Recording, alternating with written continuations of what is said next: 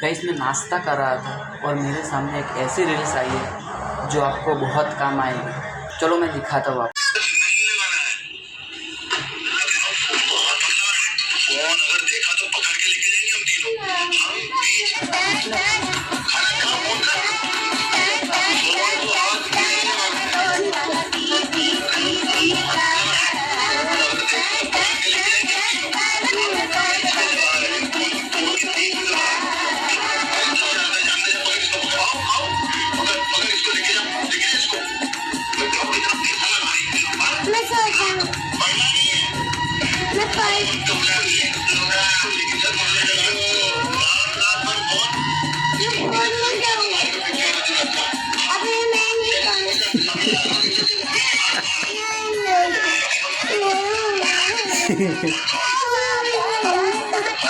इन तीनों भाइयों ने वो काम किया जो कोई माँ बाप अपने बच्चों के लिए नहीं कर पाता।